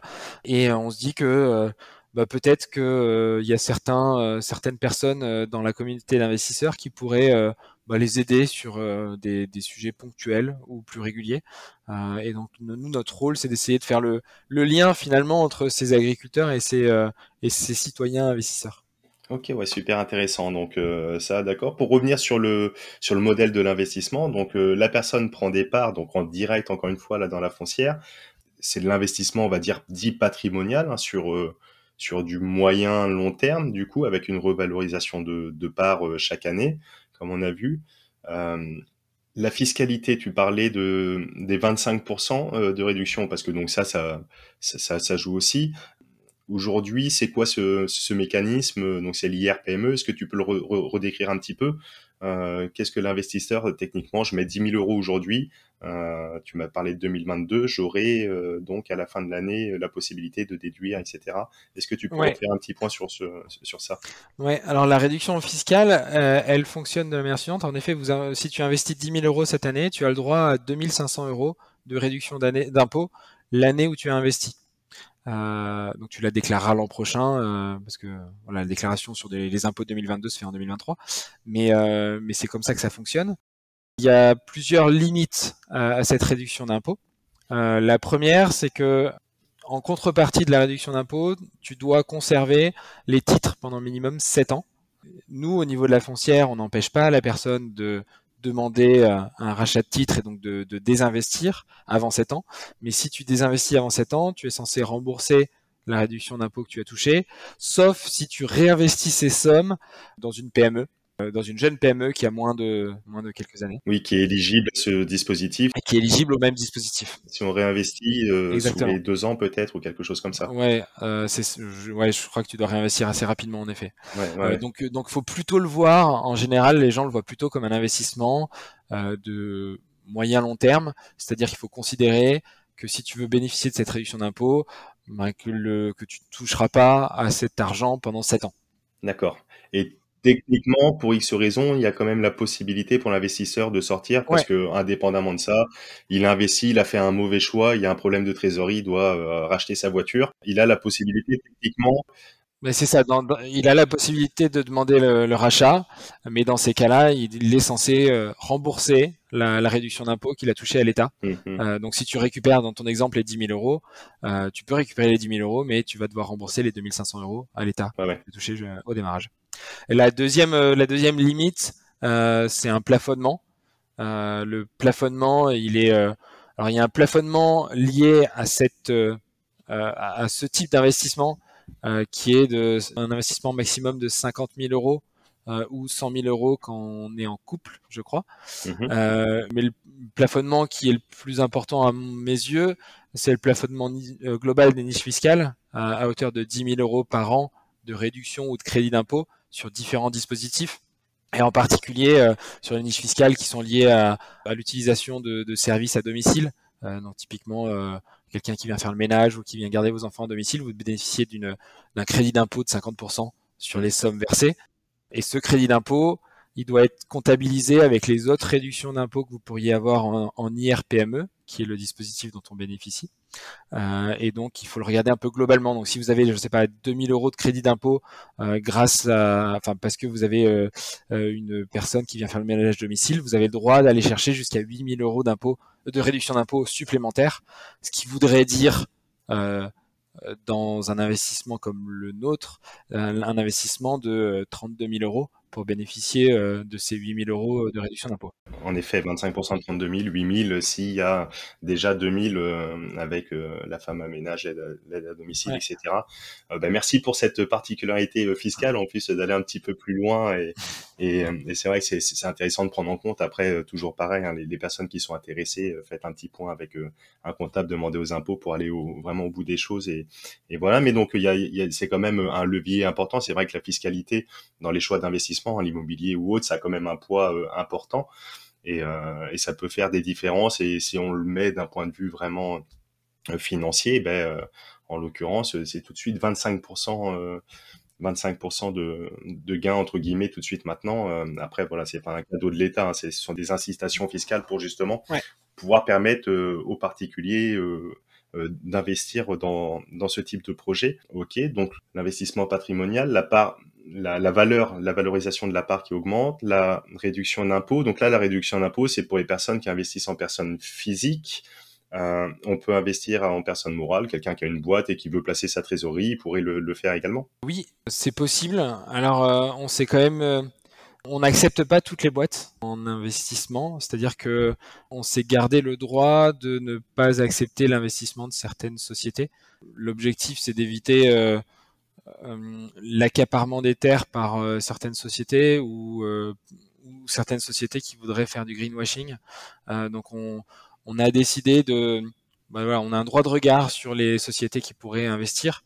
Et aujourd'hui, les seules sociétés qui ont investi sont plutôt des sociétés civiles de particuliers qui souhaitaient investir via une personne morale qu'ils avaient créée, mais qu'ils détiennent en nom propre ou de manière familiale. Donc c'est principalement ce genre d'investissement qu'on a eu jusqu'à présent. Ouais, bien sûr, ouais. Ok, mais bon, techniquement, en tout cas, c'est faisable également. Tout à fait. C'est aussi éligible au PEA PME. Alors oui, c'est éligible au PEA PME. Parce que ça peut être intéressant. Tu parlais des 25% l'IR PME. Ça va quand même être intéressant peut-être à des personnes qui sont sur des tranches marginales d'imposition, peut-être à 30% ou supérieures. Mais la personne qui serait peut-être sur une tranche inférieure ou ponctuellement, elle a quand même la possibilité de faire valoir son PEA PME. Et là, c'est pas inintéressant aussi. On a fait une émission sur le PEA PME sur le podcast aussi. Mais donc ça, c'est éligible également au PEA PME, quoi. Ouais, tout à fait. C'est éligible. Enfin, ce qu'il faut savoir, c'est que c'est soit l'un soit l'autre, hein. Si on investit dans le PEA via son PEA PME, on n'a pas le droit à la réduction d'impôt. Ouais, bien sûr, ouais. Parce qu'il y a d'autres réductions qui sont liées à l'objet qui est le PEA PME. Bien sûr, mais la personne qui serait déjà au plafond parce qu'il fait d'autres investissements ou une personne qui ne paierait très très peu d'impôts, mais qui voudrait mettre 10 000 euros, aurait peut-être, dans ce cas, peut-être plus intérêt à investir via le véhicule du PEA PME, Exactement. qui peut être intéressant le cas échéant et sur du long terme, etc. En plus, ça colle parfaitement. Donc ça, c'est également possible. Ouais, complètement. Je pense qu'on a fait un petit tour d'horizon pour l'investisseur, donc l'impact social, sociétal, environnemental, la possibilité d'être actif, participatif, que ce soit d'avoir une transparence au sein de la société, donc FEV, la foncière, et puis également au sein des différents projets, s'il veut même aller plus loin, qu'il y a un petit projet, une ferme à côté de chez lui, il peut aller rendre visite, faire un coucou, juste déguster des bonnes choses ou voire même s'investir également. Vous faites le lien avec tout ça. Le fonctionnement de FEV, du coup, vous avez forcément des frais à appliquer. Vous avez une gestion, vous êtes une boîte, etc. Quel est le fonctionnement de FEV par rapport à ça? Ouais, alors nous, on considère qu'on a 3 métiers. On a un premier métier qui est de collecter de l'épargne. On a un deuxième métier qui est de monter des projets. Donc ça, au sens large, ça veut dire identifier les porteurs de projets, les accompagner, trouver les fermes, négocier le prix, etc. Et on a un troisième métier qui est de gérer l'actif détenu par la foncière. Ok. Faire la gestion locative. Et en fait, on a une rémunération qui correspond à chacun de ces 3 métiers. Donc la première partie, c'est la souscription, la collecte. Donc il y a des frais de souscription à hauteur de 2,5% hors taxe ou 3% TTC, qui sont plafonnés à 600 euros et qui sont facturés aux personnes qui souscrivent. Donc quand vous souscrivez à 10 000 euros d'actions, vous allez payer 10 030 euros. 10 300 euros, avec ces 300 euros qui correspondent aux 3% du montant qui est investi. La deuxième chose, c'est monter le projet. Donc on a un gros travail en amont pour monter le projet, pour trouver, comme je disais, les porteurs de projet, les fermes, etc., faire en sorte que tout ça fonctionne bien. Et donc là, c'est à chaque fois que la foncière elle investit dans un projet, elle va payer une commission à Fermes en Vie pour pouvoir payer tout le travail qui a été réalisé en amont, un peu comme, ça ressemble un petit peu au travail qui aurait été réalisé par une agence immobilière. Oui, tout à fait. Et donc c'est des frais qui entrent dans l'acquisition de la même façon que des frais de notaire. Et donc là, la commission, c'est 5% qui sont intégrés dans le prix d'acquisition par la foncière. Et la dernière chose, donc c'est la gestion locative. Une fois que les fermes elles sont louées, nous on doit s'occuper de faire en sorte que les loyers soient bien payés, que on s'occupe de gérer les travaux quand il y a des travaux à faire sur les fermes, etc. Et puis les relations avec les agriculteurs. Et sur cette partie-là, donc c'est une partie des loyers qui va être utilisée pour payer ces frais. Mhm. Si je reprends en pourcentage, les loyers bruts, globalement, c'est à peu près du 3%. Et une fois que j'enlève tous les coûts, on arrive sur du 1,5%. Et donc sur les 1,5% entre le brut et le net, il y en a 0,4 qui sont utilisés pour justement cette gestion locative. Le reste, c'est de la taxe foncière et d'autres coûts. Et donc voilà, c'est ces 0,4% qu'on utilise pour payer les gens qui s'occupent de la gestion locative de ces projets. Donc oui, les 3% à la souscription, les 5% la foncière pour faire en vie lors des acquisitions, et après 0,4% de gestion sur les Ouais, loyers. c'est ça. Ouais, donc des coûts qui sont relativement faibles par rapport à ce qu'on peut retrouver à droite ou à gauche, hein, que ce soit les SCPI, etc. Souvent, on a des frais d'entrée à 10%, on peut avoir moins, etc. Ça se regarde, hein, mais à 10% tout de suite, sur la gestion, c'est pareil. Enfin, où tu prenais l'exemple des agences immobilières. Hein. L'agence immobilière, on va communément avoir du 6, 7, 8, 9, voire 10% de frais, et la gestion locative qui se trouve souvent à 6, 7%. Après, bon, Mm. le marché est plus disparate. Il n'y a pas, comme tu disais, les loyers plafonnés, enfin avec les mêmes règles, etc., les mêmes enjeux, mais vous êtes sur des frais tout à fait, à mon sens en tout cas, enfin cohérents. Et déjà merci pour ta transparence aussi par rapport à tout ça. Mm. Ok, ben écoute, ça donne en tout cas bien envie de planter des fèves, je sais pas, mais de venir de venir à vos côtés. Bah du coup, cool.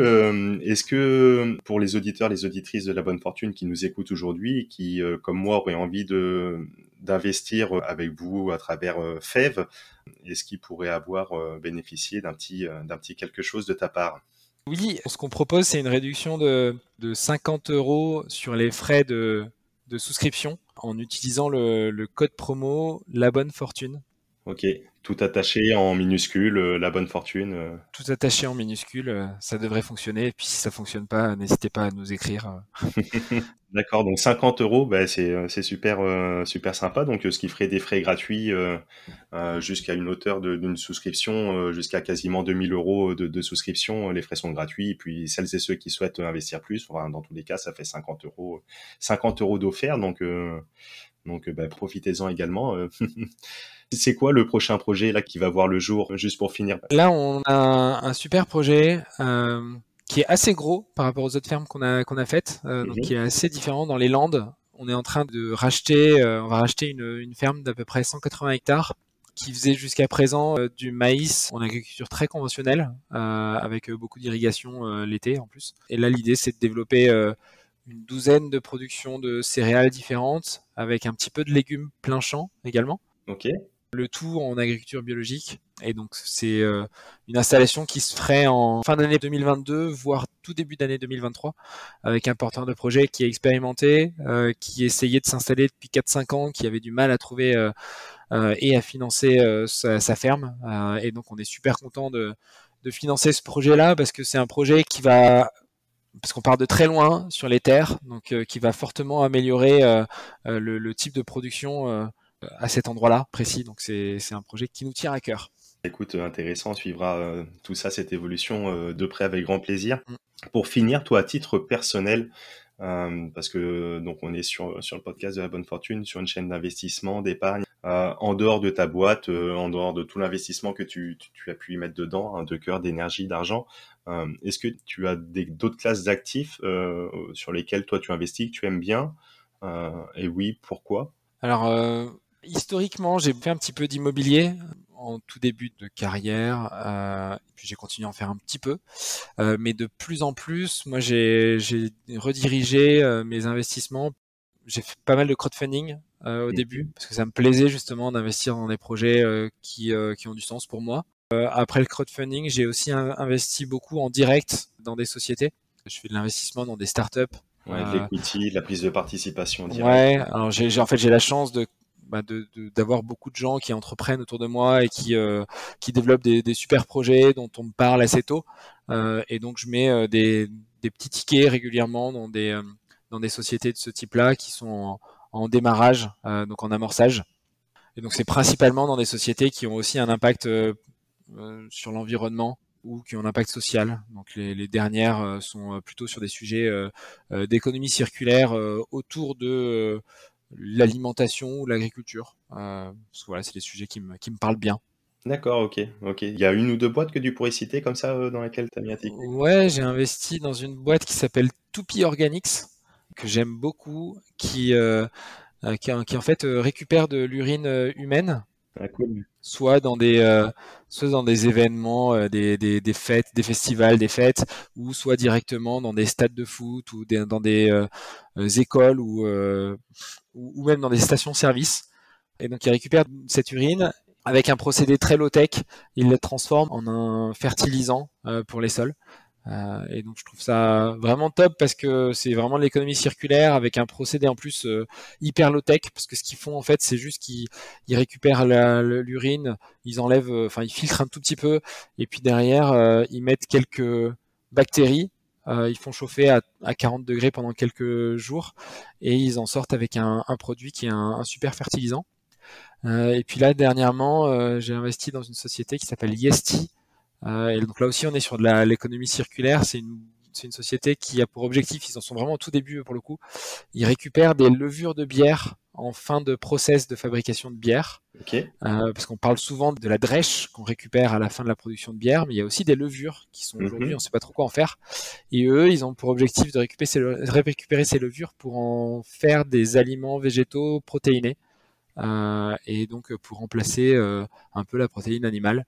Voilà, je trouve ça hyper intéressant comme Ouais, projet. ouais. Rien ne se perd, rien ne se crée, tout se transforme et surtout tout ce qui est organique et vivant. Et encore une fois, Ouais, soit ça peut retourner au sol, à la vie du sol, etc. Soit ça part sur d'autres choses. Donc de l'equity là-dessus, sur des entreprises qui font sens avec toi. Tu as parlé, bon, je vais pas te redemander, hein, mais des différentes ressources, en tout cas, qui t'ont impacté, que ce soit notamment en lecture.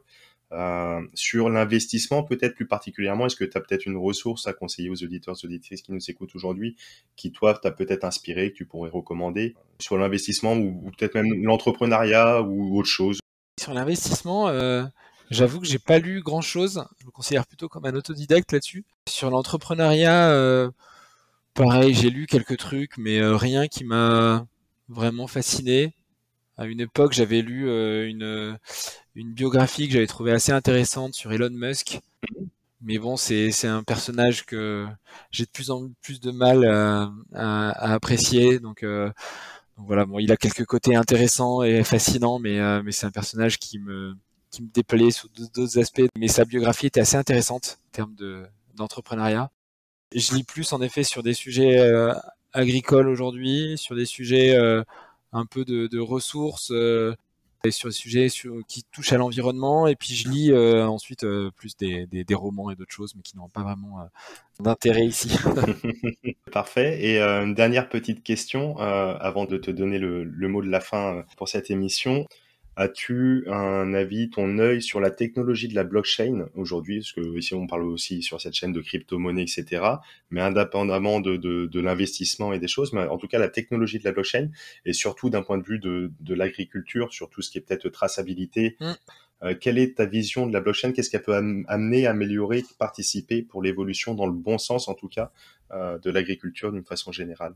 Ouais, alors là j'ai un petit peu plus de mal à donner mon avis parce que c'est des sujets que je connais un peu moins bien. J'ai en effet l'impression que la blockchain peut être très intéressante en termes de traçabilité, surtout que quand on achète des produits alimentaires, ils ont été transformés, ils sont passés par différents endroits et aujourd'hui c'est impossible de savoir d'où viennent chacun des composants et comment ils ont été transformés, etc. Donc je pense que la blockchain pourrait être intéressante sur ces sujets-là. Je vois arriver quelques initiatives qui peuvent être intéressantes.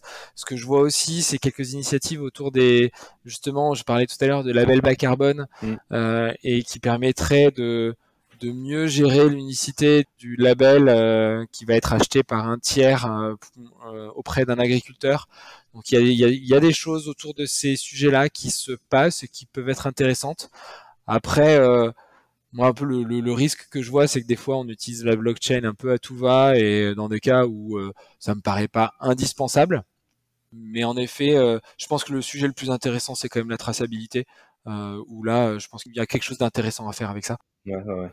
Donc ça peut apporter dans le futur, ça se développe tout doucement. Maintenant, faut qu'il y ait vraiment une utilité, un impact, et c'est pas juste de dire j'utilise la blockchain, Ouais, je suis New Wave, c'est bon, je suis funky et venez ouais, avec c'est moi ça. juste pour le délire, alors que ça n'apporte rien de plus en termes d'utilité. Ouais, Ouais, c'est ça. bah ouais. Parce que je vois quand même pas mal de boîtes qui, dans leur pitch, comme je vois pas mal de startups, je reçois pas mal de pitch et quand je vois des boîtes qui sont pas du tout là-dedans, mais qui essaient de placer NFT, blockchain, juste parce que c'est des buzzwords et que ça permet de faciliter la levée de fonds, je trouve ça un peu ridicule.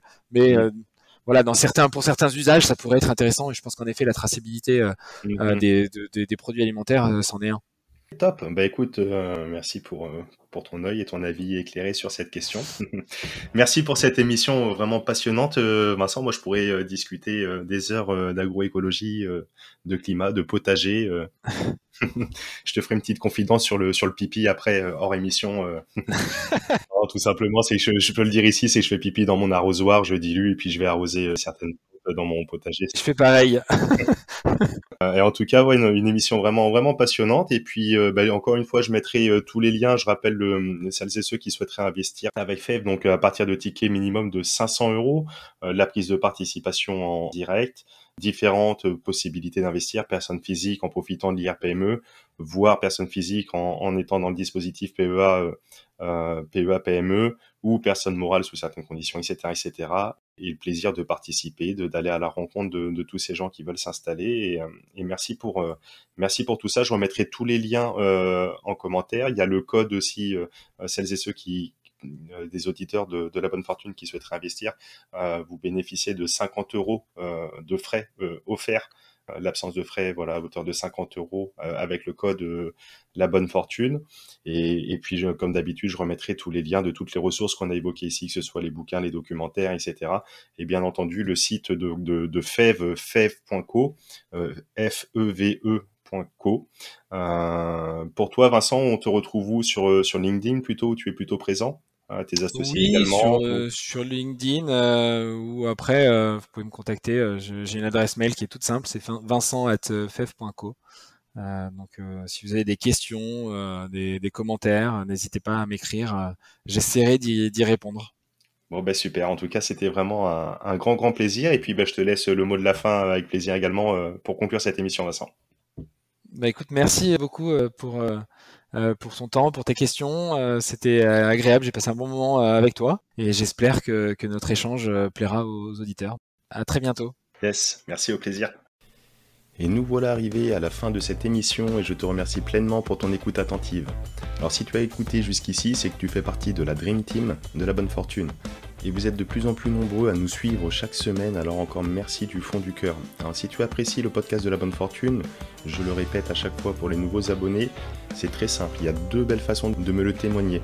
La première, c'est de prendre quelques secondes pour laisser un avis 5 étoiles sur la plateforme de ton choix et notamment Apple Podcast, car tu le sais, c'est ce qui aide pour le référencement de l'émission. Et la deuxième façon, c'est de le partager à tes proches, à tes amis autour de toi.